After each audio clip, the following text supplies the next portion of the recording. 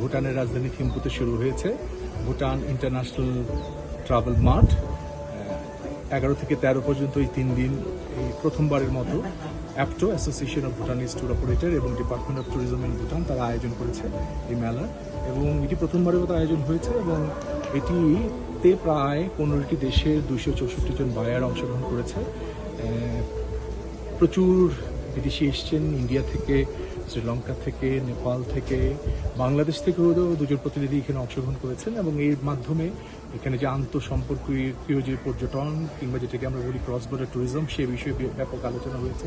I'm Kinley Galson, so I'm the chairman of the APTO, the All Bhutan Tourism Operators Association, and this BITM, the Bhutan International Travel Mart 2026, is a travel mart which is for the first time in the history of Bhutan is being conducted in Bhutan. So how many buyers attended, and how many countries?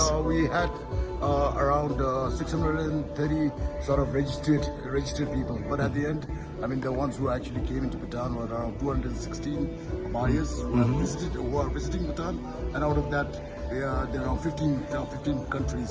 15 countries. 15 countries, all over Europe and the United States, and then of course from the region, from Bangladesh. B2B session হয়েছে।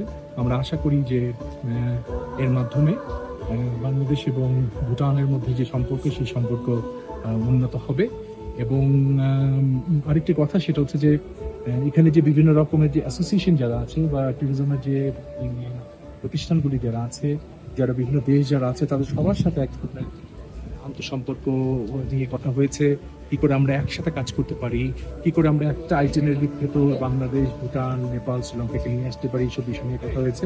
আগামী 13 তারিখ পর্যন্ত এই অনুষ্ঠান চলবে, এবং এর ফাঁকে যারা এখানে এসছেন ভাইয়া, তারা ভুটানের যে সমস্ত সৌন্দর্য রঞ্জিত স্থান রয়েছে সেগুলো দেখার সুযোগ পাবেন এবং ফিরে গিয়ে ভুটানকে তার নিজ দেশে প্রতিষ্ঠিত করবেন। ট্রাভেলবাংলা.com, থিম্পু, ভুটান।